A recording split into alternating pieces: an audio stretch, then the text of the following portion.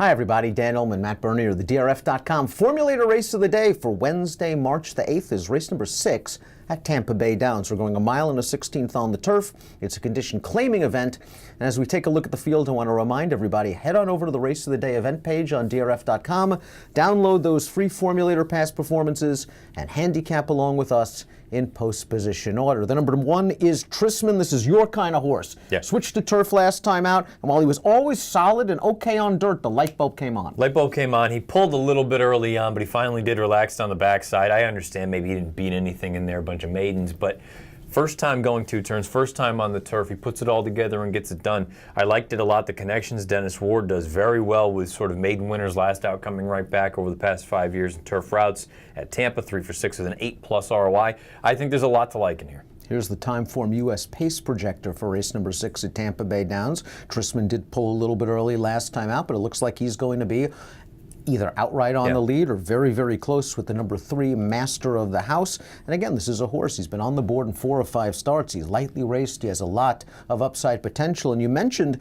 Dennis Ward, who's having a tremendous meet down at Tampa Bay Downs. He does very, very well with last out maiden winners. Here's the formulator fact I found for the 1 Trisman. Past 4 years turf, last out maiden winners everywhere. 36%, a $7.60 ROI. Trisman is 5-1 on the morning line. The 2 is Paparazzi, only 1 for 20 lifetime, but he exits a live race on February the 10th. A couple of next out winners, including the 3rd place finisher who came back to win with a 72. Yeah, I can't really make a case for this one on top, but if you're playing any sort of an exotic, use him underneath. Never finished first in his life. The only win came via disqualification in a $16,000 maiden claimer. This is a horse that's hoping the pace is faster than what Timeform US has projected. The 3 is Master of the House. This is going to be his turf debut. All of his prior starts have come over a synthetic surface. Showed a little speed last time out. The pace projector has him up front, but we haven't seen this horse since September. Yeah, that's a concern, obviously, especially when you look at the connections overall. Past 5 years, 61 to 180 day layoff, only 2 for 36 with a 110 ROI. I will say it's interesting to see that this horse likes to be forwardly placed. Now, I think that's going to be the sort of crux of this entire race. What happens between the 1 and the 3, and maybe even another horse like the 6, Animal Trick? Who decides to go on with it? Who's going to be content sitting just off? If this one gets out there all by himself, and the 1 for some reason relaxes and is content to just let him walk, this 3 can make you pay, because you look at some of just the raw numbers for the trainer. It's tremendous recently with these sort of synth to turf moves. Very impressive synth to turf, first time turf moves, etc. That's trainer John Bork. Master of the House also. This will be his first race in for a tag. He might be getting a little bit of class relief. He is coming off a bit of a layoff. The 4 is Broadway Brett. This is a horse that has a race for Michelle Boyce. Second off the layoff. Last time out he ran evenly. I guess he can do better, but he's going to have to. I suppose maybe he needed the race. You know, he's been gone for a long time. Hadn't seen him since July of last year at Arlington, but I'm with you. I thought he had a perfect trip, and he just kind of spun his wheels. His career best buyer did come second off the layoff last form cycle, but in that race he was still 7th, beaten 3 lengths in a condition claimer at Arlington. The 5 is Tutti Sano. We have a formulator fact for his trainer Reed Nagel. Over the past 5 years, older turf routers 3rd off the layoff in these mid-claiming races. Limited positive data, 27% over a $3 ROI.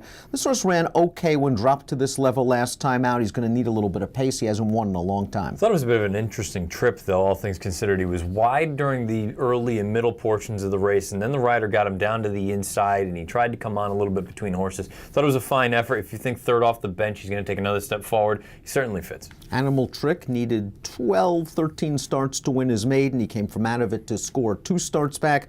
First time against winners last time out. He was up close to the pace, and he faltered. I liked this horse a little bit, and I just kind of feel like he was much too close to the pace. The pace completely collapsed. You go to the run 2 back, he did some nice things sitting just off of it, and then 3 back, or 4 back, I should say, arguably one of the horses to beat in here, Irish Major. He's only a length and a half behind him.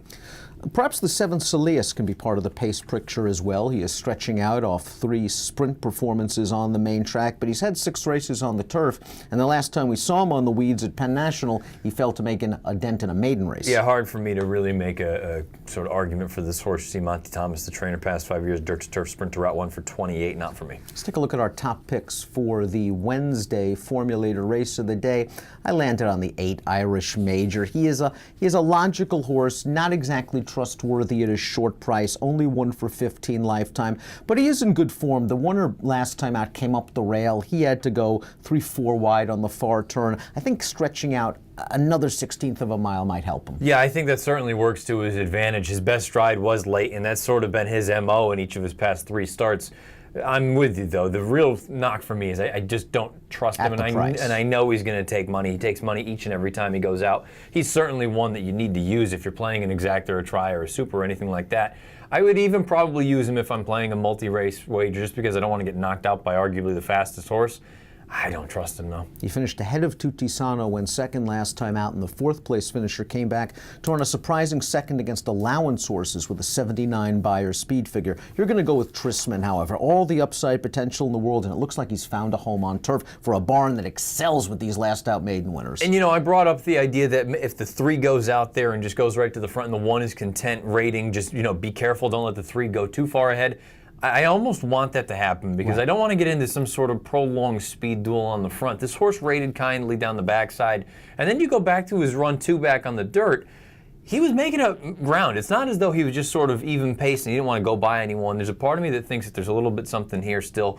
And as we talked about with some of these other races, I think I know what most of these other ones are. I don't know that we know what he is just yet. 1-8-6-5 for Matt. I'll go with the 8. I wouldn't take much less than the 5-2 on the morning line. If you are playing the Wednesday Tampa Bay Downs card from home, a $300 sign-up bonus is available to new DRF Bet subscribers. Head on over to drf.com/trifecta to access that bonus. Approximate post time for race number 6 at Tampa Bay Downs on Wednesday is 3:25 Eastern.